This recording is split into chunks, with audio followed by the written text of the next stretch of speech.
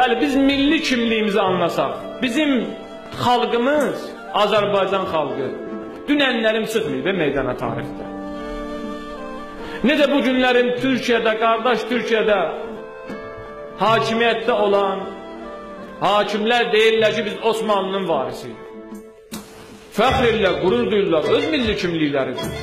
Haqları da var qürur duyurmağa. 600 illik imperiyadır. Haqları da var onu demək. Bəli, biz də deyirik, biz də Şah İsmailin Səfəvinin varisləriyik. Dün tariximiz var, Şah İsmailimiz var, Şah Təhmasimiz var, Şah Abbasımız var, Cavad xanımız var.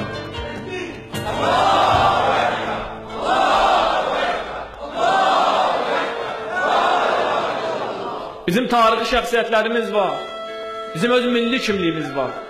Bugün bu cavanlara, gənclərə başa salmaq lazımdır.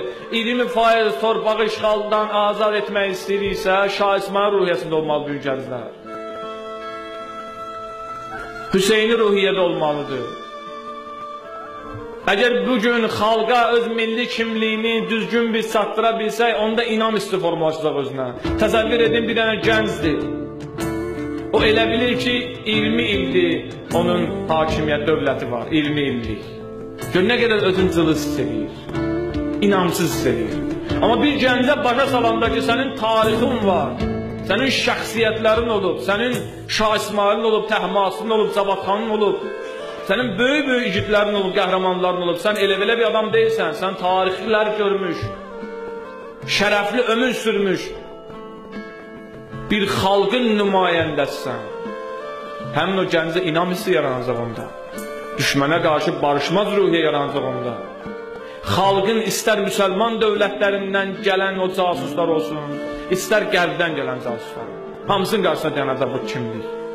Milli kimlik bilirsiniz nədir? Milli kimlik xarici qüvvələrin təsirini məhdudlaşdırır.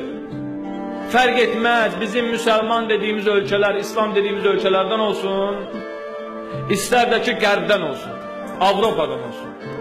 Bir xalq öz milli kimliyini tanıdısa, öz milli kimliyi tanıdandan sonra, biləndən sonra xarici qüvvələr ora rahat təsir edə bilməyəcək. Onu alladıb, onun beyninə nələr sata bilməyəcək. Çünki bir insan bilsə ki, onun tarixi şəxsiyyəti Şah İsmaildir, Şah İsmail nələr eləyib, onun dövlətçiliyi olub, heç vaxt dövlətinə xəyanət etməyəcək. Amma bilsə ki, dünənlərim çıxıb dövlət anlayışı bilmir nədir, o dövləti necə Eldar Mahamudov satıb elə satacaq.